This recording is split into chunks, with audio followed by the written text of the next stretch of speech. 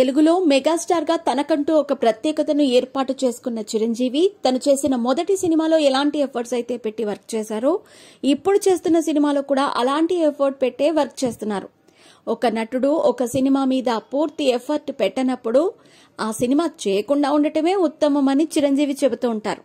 అందుకే ఆయనకి ఎన్ని పనులున్నా కూడా ప్రొద్దున్నే లేచి ఎక్సర్సైజ్ చేసి మరీ ఆ తర్వాత సినిమా షూటింగ్ కి హాజరవుతూ ఉంటారు. అందరికంటే ముందే చిరంజీవి సెట్ లో ఉంటాడు.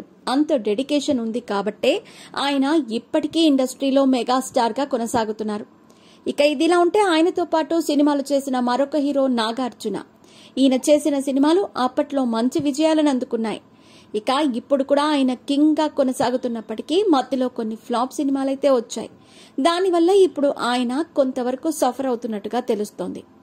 ఇక తన 100వ సినిమా చేయటం కోసం నాగార్జున కథలను వింటున్నట్టుగా తెలుస్తోంది. మరి ఈ సినిమాతో మరో బ్లాక్ బస్టర్ హిట్ కొడతాడా లేదా అనేది కూడా తెలియాల్సి ఉంది.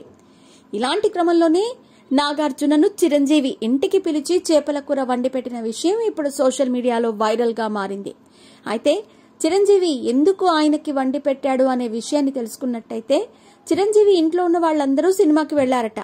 ఇంట్లో ఒక్కడికే బోర్ కొడుతున్న చిరంజీవి నాగార్జునకి ఫోన్ చేసి ఏం చేస్తున్నావని అడిగితే ఖాళీగా ఉన్నానని చెప్పడంతో ఇక్కడికి రా, నీకు చేపల కూర వండి పెడతానని చెప్పి మరీ అతన్ని పిలిపించి చిరంజీవి స్వయంగా తన చేతులతోనే చేపల కూర వండి నాగార్జునకి పెట్టాడట. ఈ విషయాన్ని స్వయంగా నాగార్జునే తెలియచేయటం విశేషం.